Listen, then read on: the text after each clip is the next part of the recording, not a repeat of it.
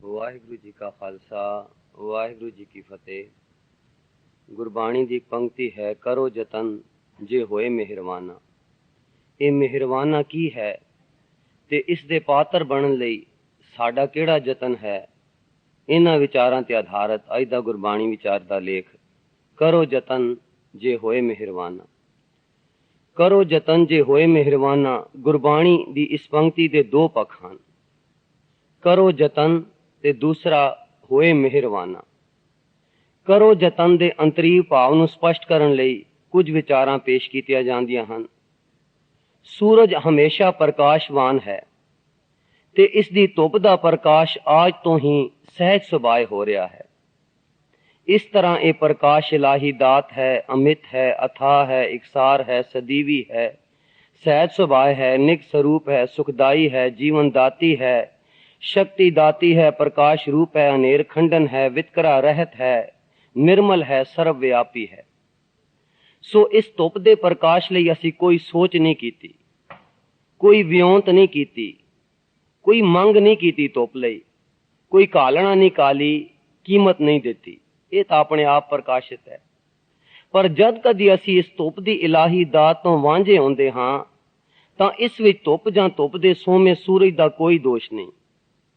ਜਦ ਅਸੀਂ ਕਿਸੇ ਵਜ੍ਹਾ ਨਾਲ ਧੁੱਪ ਤੋਂ ਓਹਲੇ ਹੋ ਜਾਂਦੇ ਹਾਂ ਤਾਂ ਧੁੱਪ ਦੇ ਸੁਖਦਾਈ ਗੁਣਾਂ ਤੋਂ ਵਾਂਝੇ ਹੋ ਜਾਂਦੇ ਹਾਂ, ਤੇ ਜਦ ਫੇਰ ਧੁੱਪ ਦੇ ਪ੍ਰਕਾਸ਼ ਵਿੱਚ ਆਪਣੇ ਆਪ ਨੂੰ ਪੇਸ਼ ਕਰਦੇ ਹਾਂ ਤਾਂ ਫੇਰ ਧੁੱਪ ਦੀ ਸੁਖਦਾਈ ਨਿਗ ਅਤੇ ਚਾਨਣ ਮਾਣਦੇ ਹਾਂ।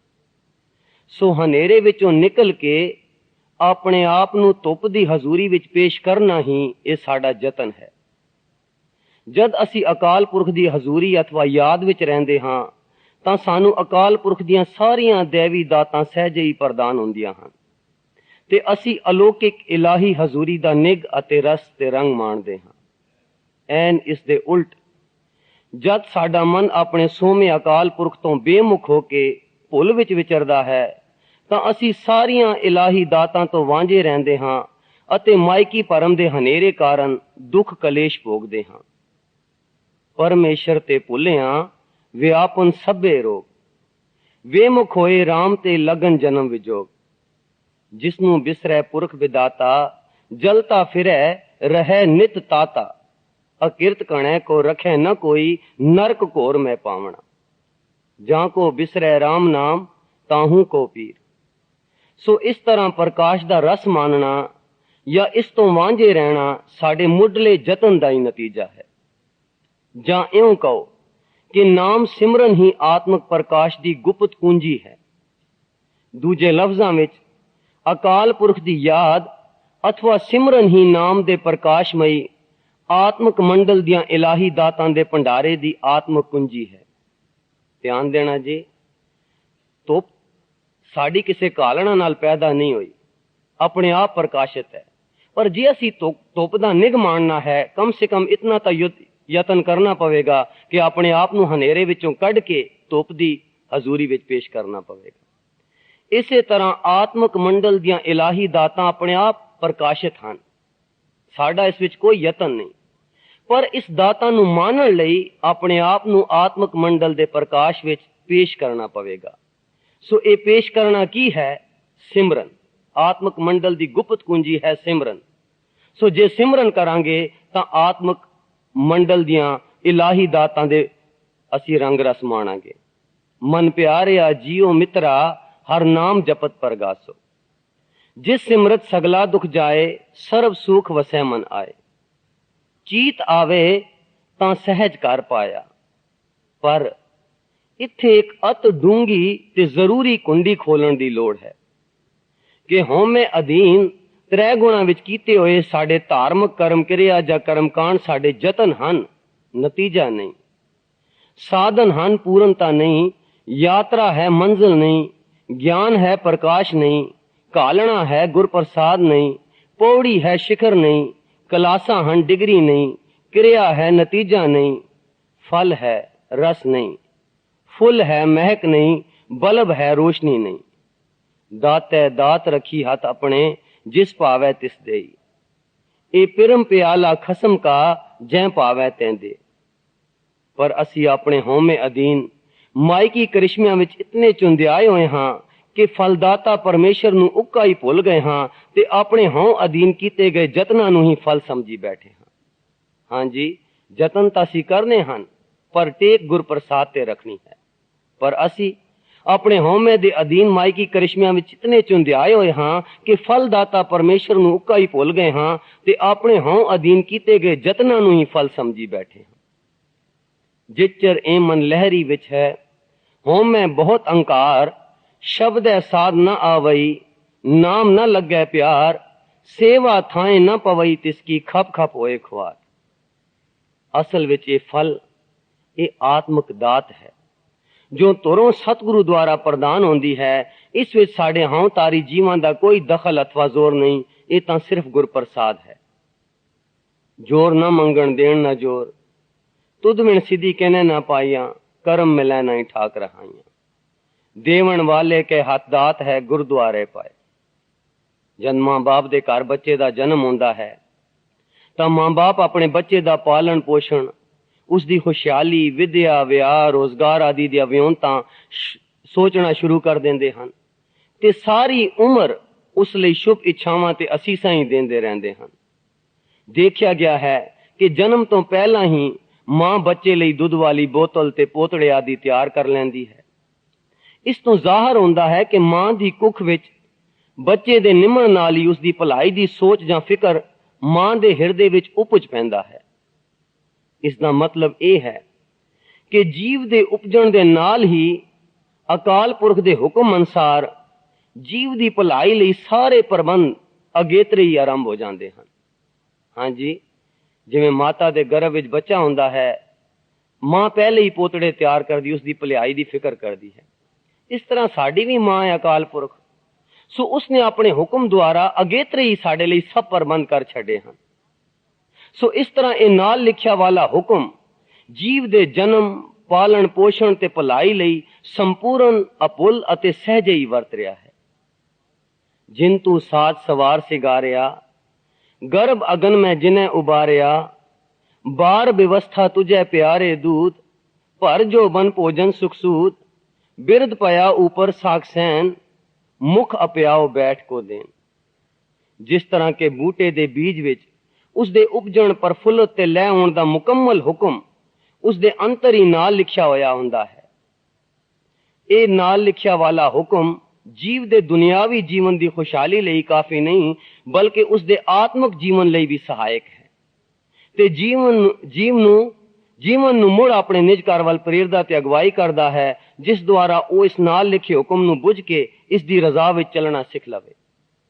ਸੋ ਇਹ ਜਿਹੜਾ ਹੁਕਮ ਪਰਮਾਤਮਾ ਨੇ ਕਾਇਨਾਤ ਦੇ ਜ਼ਰੇ ਜ਼ਰੇ ਵਿੱਚ ਪਾਇਆ ਤੇ ਸਾਡੇ ਅੰਤਰਾਤਮੇ ਵੀ ਹੈ, ਉਹ ਸਾਡੇ ਦੁਨਿਆਵੀ ਜੀਵਨ ਨੂੰ ਤਾਂ ਖੁਸ਼ਹਾਲ ਬਣਾਉਂਦਾ ਹੀ ਹੈ, ਆਤਮਿਕ ਜੀਵਨ ਵਿੱਚ ਵੀ ਸਹਾਇਕ ਹੈ। ਇਹ ਜੋ ਅਸੀਂ ਨਿਜ ਘਰ ਵੱਲ ਖਿੱਚ ਖਾਂਦੇ ਹਾਂ, ਇਹ ਇਸੇ ਹੁਕਮ ਦੀ ਬਰਕਤ ਦਾ ਸਿੱਟਾ ਹੈ। ਸੋ ਇਹ ਹੁਕਮ ਹੀ ਸਾਨੂੰ ਨਿਜ ਘਰ ਵੱਲ ਪ੍ਰੇਰਦਾ ਹੈ ਤੇ ਹੁਕਮ ਵਿੱਚ ਚੱਲਣ ਦੀ ਜਾਚ ਸਿਖਾਉਂਦਾ ਹੈ। ਪਰ ਜੇਕਰ ਜੀਵ ਦੁਨੀਆ ਵਿੱਚ ਦੁੱਖ ਕਲੇਸ਼ ਭੋਗਦਾ ਹੈ ਤਾਂ ਇਸ ਦਾ ਕਾਰਨ ਇਹੀ ਹੈ ਕਿ ਉਹ ਆਪਣੇ ਇਲਾਹੀ ਮਾਤਾ ਪਿਤਾ ਪਰਮੇਸ਼ਰ ਨੂੰ ਭੁੱਲ ਗਿਆ ਹੈ ਤੇ ਨਾਲ ਲਿਖੇ ਹੁਕਮ ਦੀ ਰਜ਼ਾ ਵਿੱਚੋਂ ਨਿਕਲ ਕੇ ਆਪਣੇ ਹੋਂਦ ਦੇ ਆਸਰੇ, ਆਪਣੀ ਸਿਆਣਪ ਦੁਆਰਾ ਆਪਣੇ ਹੀ ਪਾਣੇ ਵਿੱਚ ਚੱਲਦਾ ਹੈ। ਪਰਮਾਤਮਾ ਨੇ ਤਾਂ ਹੁਕਮ ਵਿੱਚ ਸਾਰੇ ਸੁੱਖ ਦੇ ਦਿੱਤੇ ਮਨੁੱਖ ਨੂੰ, ਪਰ ਅਸੀਂ ਦੁੱਖ ਇਸ ਲਈ ਭੋਗਦੇ ਹਾਂ ਕਿਉਂਕਿ ਸਾਨੂੰ ਹੁਕਮ ਦੀ ਸੂਝੀ ਨਹੀਂ ਤੇ ਆਪਣੇ ਪਾਣੇ ਵਿੱਚ ਚੱਲਦੇ ਹਾਂ। ਆਪਣੇ ਭਾਣੇ ਜੋ ਚੱਲੇ ਭਾਈ, ਵਿਛੜ ਚੋਟਾਂ ਖਾਵੇ। ਆਪਣੇ ਭਾਣੇ ਕਹੋ ਕਿਨ ਸੁਖ ਪਾਇਆ, ਅੰਧਾ ਅੰਧ ਕਮਾਈ। ਸੋ ਜ਼ਰੂਰੀ ਨੁਕਤਾ ਇਹ ਹੈ ਕਿ ਇਹ ਲਿਖਿਆ ਨਾਲ ਹੁਕਮ ਹਰ ਜੀਵ ਲਈ ਜੀਵਨ ਸੇਧ ਹੈ। ਇਹ ਹੀ ਨਿੱਜੀ ਧਰਮ ਹੈ। ਇਹ ਹੁਕਮ ਹੀ ਮੁਕੰਮਲ ਇਲਾਹੀ ਕਾਨੂੰਨ ਹੈ। ਲੋਕ ਸੁਖੀਆ ਹੈ, ਪਰ ਲੋਕ ਸੁਹੇਲਾ ਹੈ, ਅੰਤਰਾਤਮੇ ਬੀਜ ਹੈ। ਇਹ ਅੰਦਰੋਂ ਹੀ ਉਪਜਿਆ ਹੈ। ਇਹ ਓਤ-ਪੋਤ ਸਮਾਇਆ ਹੈ, ਰਵਰਿਆ ਭਰਪੂਰ ਹੈ। ਇਹ ਬਾਹਰਲੇ ਧਰਮਾਂ ਤੋਂ ਆਜ਼ਾਦ ਹੈ। ਇਹ ਕਰਮ ਕਾਂਡਾਂ ਤੋਂ ਪਰੇ ਹੈ। ਇਹ ਬੁੱਧੀ ਦੀ ਪਕੜ ਤੋਂ ਪਰੇ ਹੈ। ਬਖਸ਼ਿਸ਼ ਹੈ, ਗੁਰਪ੍ਰਸਾਦ ਹੈ, ਅਬੁੱਝ ਹੈ, ਅਪਾਰ ਹੈ ਤੇ ਅਪੁੱਲ ਹੈ। ਉਦਾਹਰਣ ਦੇ ਤੌਰ ਤੇ ਸਾਰੀ ਬਨਸਪਤੀ ਦੇ ਬੀਜਾਂ ਦੇ ਅੰਦਰ ਨਾਲ ਲਿਖੇ ਹੁਕਮ ਅਨੁਸਾਰ ਹਰ ਇੱਕ ਬੂਟਾ ਉਗਦਾ ਹੈ, ਉਸੇ ਹੁਕਮ ਅਨੁਸਾਰ ਵੱਧਦਾ, ਫੁੱਲਦਾ ਤੇ ਫਲ ਦਿੰਦਾ ਹੈ। ਸੋ ਇਹਨਾਂ ਦੀਆਂ ਟਾਹਣੀਆਂ, ਪੱਤਿਆਂ ਤੇ ਫਲਾਂ ਦੇ ਕੱਦ, ਰੰਗ, ਸਵਾਦ ਤੇ ਉਮਰ ਵਿੱਚ ਜੋ ਭਿੰਨਤਾ ਹੈ, ਇਹ ਵੀ ਉਸੇ ਹੁਕਮ ਕਾਰਨ ਹੈ। इस तरह बनस्पति ਜਾਂ ਹੋਰ 84 ਲੱਖ ਜੂਨਾਂ ਦੇ ਜੀਵਾਂ ਵਿੱਚ ਸੀਮਤ ਬੁੱਧੀ ਹੋਣ ਕਾਰਨ ਉਹ ਆਪਣੀ ਸਿਆਣਪ ਜਾਂ ਉਕਤੀਆਂ ਜੁਗਤੀਆਂ ਨਹੀਂ ਵਰ ਸਕਦੇ। ਇਸ ਲਈ ਉਹ ਆਪਣੇ ਨਾਲ ਲਿਖੇ ਹੁਕਮ ਵਿੱਚ ਸਹਿਜੇ ਅਤੇ ਅਣਜਾਣੇ ਹੀ ਵਿਚਰਦੇ ਅਤੇ ਵਰਤਦੇ ਹਨ। 84 ਲੱਖ ਜੂਨਾਂ ਆਪੋ ਆਪਣੇ ਨਾਲ ਲਿਖੇ ਹੁਕਮ ਦੀ ਰਜ਼ਾ ਵਿੱਚ ਚਲਦੇ ਹੋਏ ਅਪੋਲ ਹੀ ਆਪਣੇ ਕੇਂਦਰ ਪਰਮੇਸ਼ਰ ਵੱਲ ਸਰਕਦੇ ਹੋਏ ਆਪਣਾ ਜੀਵਨ ਪੰਨ ਮੁਕਾ ਰਹੀਆਂ ਹਨ ਤੇ ਉਹਨਾਂ ਦੀ ਆਤਮਿਕ ਤਰੱਕੀ ਸਹਿਜੇ ਹੋ ਰਹੀ ਹੈ। ਇਹੋ ਹੀ ਉਹਨਾਂ ਦਾ ਅੰਤਰਮੁਖੀ ਨਾਲ ਲਿਖਿਆ ਨਿੱਜੀ ਧਰਮ ਹੈ ਤੇ ਉਹਨਾਂ ਦੇ ਕਲਿਆਣ ਲਈ ਕਿਸੇ ਬਾਹਰਲੇ ਧਰਮ ਜਾਂ ਮਜ਼ਹਬ ਦੀ ਲੋੜ ਨਹੀਂ ਅਤੇ ਨਾ ਹੀ ਕਿਸੇ ਪ੍ਰਚਾਰ ਦੀ, ਕਿਉਂਕਿ ਪ੍ਰਚਾਰ ਇਸ ਲਈ ਹੁੰਦਾ ਹੈ ਕਿ ਆਪਣੇ ਨਾਲ ਲਿਖੇ ਹੁਕਮ ਨੂੰ ਅਸੀਂ ਬੁਝੀਏ। ਇਸੇ ਕਾਰਨ ਤਾਂ ਇਹ ਧਰਮ ਜਾਂ ਮਜ਼ਹਬ ਹੋਂਦ ਵਿੱਚ ਆਏ। ਸੋ 84 ਲੱਖ ਜੂਨਾਂ ਨੂੰ ਧਰਮ ਧਾਰਨ ਦੀ ਕੀ ਲੋੜ ਹੈ? ਉਹ ਆਲਰੇਡੀ ਕਮਾ ਰਹੀਆਂ ਹਨ, ਹੁਕਮ ਅਨੁਸਾਰ ਚੱਲ ਰਹੀਆਂ ਹਨ। ਇਸੇ ਕਰਕੇ ਉਹ ਪਰਮੇਸ਼ਰ ਵੱਲ ਵਧ ਰਹੀਆਂ ਹਨ, ਉਹਨਾਂ ਦੀ ਆਤਮਿਕ ਤਰੱਕੀ ਹੋ ਰਹੀ ਹੈ, ਕਿਉਂਕਿ ਹੁਕਮ ਵਿੱਚ ਉਹ ਵਿਘਨ ਨਹੀਂ ਪਾਉਂਦੀਆਂ। ਸੋ ਇਹ ਸਾਰੀਆਂ ਜੂਨਾਂ ਹੁਕਮ ਰਜਾਈ ਚੱਲਣ ਅਨੁਸਾਰ ਇਲਾਹੀ ਅਦ੍ਰਿਸ਼ਟ ਅਟਲ ਅਪੁੱਲ ਆਪੋ ਆਪਣਾ ਨਿੱਜੀ ਧਰਮ ਅਣਜਾਣੇ ਹੀ ਕਮਾ ਰਹੀਆਂ ਹਨ। ਇਹ ਜੂਨਾਂ ਨਾ ਹਿੰਦੂ, ਨਾ ਮੁਸਲਮਾਨ, ਨਾ ਈਸਾਈ ਅਤੇ ਨਾ ਮੁਸਾਈ ਹਨ। ਸਿਰਫ ਆਪਣੇ ਕਰਤੇ ਦੇ ਬਖਸ਼ੇ ਹੋਏ ਚਿੰਨ੍ਹਾਂ ਵਿੱਚ ਆਪੋ ਆਪਣਾ ਨਿੱਜੀ ਧਰਮ ਅਥਵਾ ਹੁਕਮ ਅਪੋਲ ਹੀ ਕਮਾ ਰਹੀਆਂ ਹਨ। ਪਰ ਇਨਸਾਨ ਆਪਣੀ ਤੀਖਣ ਬੁੱਧੀ ਦੁਆਰਾ ਮਨਮੋਹਣੀ ਮਾਇਆ ਦੀ ਖੋਜ ਤੇ ਕਰਿਸ਼ਮਿਆਂ ਦੇ ਰੰਗ ਰਸ ਵਿੱਚ ਇਤਨਾ ਗਲਤਾਨ ਹੋ ਗਿਆ ਹੈ ਕਿ ਆਪਣੇ ਕਰਤੇ ਪਰਮੇਸ਼ਰ ਤੇ ਉਸ ਦੇ ਨਾਲ ਲਿਖੇ ਹੁਕਮ ਨੂੰ ਉੱਕਾ ਹੀ ਭੁੱਲ ਗਿਆ ਹੈ। ਹੁਕਮ ਰਜਾਈ ਚੱਲਣਾ ਦੀ ਬਜਾਏ ਜੀਵ ਆਪਣੀ ਤੀਖਣ ਬੁੱਧੀ ਤੇ ਮਾਨਸਿਕ ਆਜ਼ਾਦੀ ਦੀ ਗਲਤ ਤੇ ਨਜਾਇਜ਼ ਵਰਤੋਂ ਕਰਦਾ ਹੈ, ਜਿਸ ਕਾਰਨ ਇਹ ਜੀਵ ਤ੍ਰੈ ਗੁਣਾਂ ਦੇ ਕਾਨੂੰਨ ਜੋ ਮੈਂ ਕੀਆ ਸੋ ਮੈਂ ਪਾਇਆ ਅਨੁਸਾਰ ਆਪਣਾ ਕੀਤਾ ਆਪ ਭੁਗਤਦਾ ਰਹਿੰਦਾ ਹੈ ਅਤੇ ਇਸ ਦਾ ਦੋਸ਼ ਰੱਬ ਜਾਂ ਦੂਜਿਆਂ ਤੇ ਲਾਉਂਦਾ ਹੈ। ਇਸ ਤਰ੍ਹਾਂ ਉਹ ਆਪਣੇ ਆਪ ਨੂੰ ਧੋਖਾ ਦਿੰਦਾ ਹੈ ਤੇ ਰਸਾਤਲ ਵੱਲ ਰੁੜਿਆ ਜਾਂਦਾ ਹੈ। ਇਨਸਾਨ ਆਪਣੇ ਪਰਮੇਸ਼ਰ ਨੂੰ ਭੁੱਲ ਗਏ ਹਨ ਤੇ ਉਸ ਦੇ ਸੁਖਦਾਈ ਨਾਲ ਲਿਖੇ ਹੁਕਮ ਤੋਂ ਬੇਖਬਰ ਅਤੇ ਬੇਮੁਖ ਹੋ ਗਏ ਹਨ, ਜਿਸ ਕਾਰਨ ਉਹਨਾਂ ਦੀ ਵਿਛੜ ਚੋਟਾਂ ਖਾਵੇ ਵਾਲੀ ਦੁਰਗਤੀ ਹੋ ਰਹੀ ਹੈ। ਇਸੇ ਲਈ ਸਿਰਫ ਇਨਸਾਨ ਦੀ ਜੂਨੀ ਨੂੰ ਹੀ ਆਤਮਿਕ ਮਾਤਾ ਪਿਤਾ ਪਰਮੇਸ਼ਰ ਦੀ ਹੋਂਦ ਦੀ ਯਾਦ ਦਿਲਾਉਣ ਲਈ, ਹੁਕਮ ਰਜਾਈ ਚੱਲਣਾ ਦਾ ਸਬਕ ਸਿਖਾਉਣ ਲਈ ਤੇ ਮੁੜ ਇਲਾਹੀ ਮਾਤਾ ਪਿਤਾ ਪਰਮੇਸ਼ਰ ਦੀ ਨਿੱਘੀ ਤੇ ਸੁਖਦਾਈ ਗੋਦ ਵੱਲ ਪ੍ਰੇਰਣ ਲਈ ਇਹ ਲੋੜ ਅਨੁਸਾਰ ਸਮੇਂ-ਸਮੇਂ ਸਿਰ ਭਿੰਨ ਧਰਮ ਅਥਵਾ ਮਜ਼ਹਬ ਹੋਂਦ ਵਿੱਚ ਆਏ। ਕਿਉਂਕਿ ਇਨਸਾਨ ਉਸ ਹੁਕਮ ਤੋਂ ਬੇਮੁਖ ਹੋ ਗਿਆ ਹੈ। ਇਹ ਮਜ਼ਹਬ ਇਸ ਲਈ ਚਲਾਏ ਗਏ, ਇਸ ਲਈ ਇਹ ਸਮੇਂ ਸਿਰ ਧਰਮ ਰਚੇ ਗਏ ਕਿ ਉਹ ਆਪਣੇ ਨਾਲ ਲਿਖੇ ਹੁਕਮ ਨੂੰ ਬੁੱਝ ਕੇ ਉਸ ਸੰਸਾਰ ਆਪਣਾ ਜੀਵਨ ਬਤੀਤ ਕਰ ਸਕੇ। ਇਸ ਤਰ੍ਹਾਂ ਅਕਾਲ ਪੁਰਖ ਨੇ ਆਦ ਤੋਂ ਹੀ ਸਮੇਂ ਸਿਰ ਗੁਰੂ, ਅਵਤਾਰ, ਸਾਧ, ਸੰਤ, ਮਹਾਪੁਰਖ, ਗੁਰਮੁਖ ਪਿਆਰੇ ਦੁਨੀਆ ਉੱਤੇ ਪ੍ਰਗਟ ਕੀਤੇ, ਜਿਨ੍ਹਾਂ ਨੇ ਸਮੇਂ ਅਨੁਸਾਰ ਆਪੋ ਆਪਣੇ ਧਰਮ ਚਲਾਏ ਤੇ ਮਾਨਵਤਾ ਨੂੰ ਧਾਰਮਿਕ ਜੀਵਨ ਦੀ ਸੇਧ ਦਿੱਤੀ। ਇਹ ਸਾਰੀ ਇਲਾਹੀ ਖੇਲ ਵਿੱਚ ਅਕਾਲ ਪੁਰਖ ਦਾ ਆਪਣੀ ਅੰਸ਼ ਜੀਵਾਂ ਲਈ ਸ਼ੁਭ ਭਾਵਨਾ ਤੇ ਅਥਾਹ ਪਿਆਰ ਦਾ ਪ੍ਰਗਟਾਵਾ ਹੀ ਹੈ। ਅੰਧਕੂਪ ਤੇ ਕਾਢਨ ਹਾਰਾ, ਪ੍ਰੇਮ ਭਗਤ ਹੋਵਤ ਨਿਸਤਾਰਾ, ਸਾਧ ਰੂਪ ਆਪਣਾ ਤਨ ਤਾਰਿਆ, ਮਹਾ ਅਗਨ ਤੇ ਆਪ ਉਬਾਰਿਆ। ਪਰੰਤੂ ਇਹ ਬਾਹਰਲਾ ਕਰਮ ਕਾਂਡਾਂ ਵਾਲਾ ਧਰਮ ਜਿਹੜੀ ਅਸੀਂ ਅਪਣਾਇਆ ਹੈ, ਇਹ ਬਾਹਰੋਂ ਮਨ ਬੁੱਧੀ ਤੇ ਸਰੀਰ ਦੁਆਰਾ ਹੀ ਸਿੱਖਿਆ ਸਿਖਾਇਆ, ਸਮਝਿਆ ਸਮਝਾਇਆ, ਪੜਿਆ ਪੜਾਇਆ, ਧਾਰਿਆ ਕਮਾਇਆ ਤੇ ਕਾਲਿਆ ਜਾਂਦਾ ਹੈ, ਜੋ ਕਿ ਜੀਵਨ ਨੂੰ ਤ੍ਰੈ ਗੁਣਾਂ ਦੀ ਮਾਇਆ ਦੇ ਦਾਇਰੇ ਤਾਈਂ ਦੀ ਸੀਮਾ ਤਾਈਂ ਪਹੁੰਚਾ ਸਕਦਾ ਹੈ। ਹਾਂਜੀ, ਇਹ ਜੋ ਅਸੀਂ ਕਰਮ ਕਾਂਡ ਕਰਦੇ ਹਾਂ, ਮਤਲਬ ਗੁਰਦੁਆਰੇ ਆ ਗਏ, ਕਥਾ ਕੀਰਤਨ ਸੁਣ ਲਿਆ, ਸੇਵਾ ਕਰ ਲਈ, ਇਹ ਸਿਰਫ ਸਾਨੂੰ ਤ੍ਰੈ ਗੁਣਾਂ ਦੇ ਦਾਇਰੇ ਦੀ ਸੀਮਾ ਤਾਈਂ ਪਹੁੰਚਾ ਸਕਦੇ ਹਨ। ਕੋਈ ਉੱਚਾ ਜੀਵਨ ਵੱਲ ਸੇਧ ਦਿੰਦੇ ਹਨ ਤੇ ਆਤਮਿਕ ਮੰਡਲ ਦੀ ਸੇਧ ਦੇ ਸਕਦੇ ਹਨ, ਪਰ ਹੁਕਮ ਨੂੰ ਬੁੱਝਣ ਲਈ ਇਹ ਯਤਨ ਸਾਡੇ ਸੰਪੂਰਨ ਨਹੀਂ ਹਨ। ਸੋ ਇਹ ਉੱਪਰਲੇ ਸਾਰੇ ਵਿਚਾਰ ਸਿਰਫ ਕਰੋ ਯਤਨ ਤਾਈਂ ਸੀਮਤ ਹਨ। ਵਾਹਿਗੁਰੂ ਜੀ ਕਾ ਖਾਲਸਾ, ਵਾਹਿਗੁਰੂ।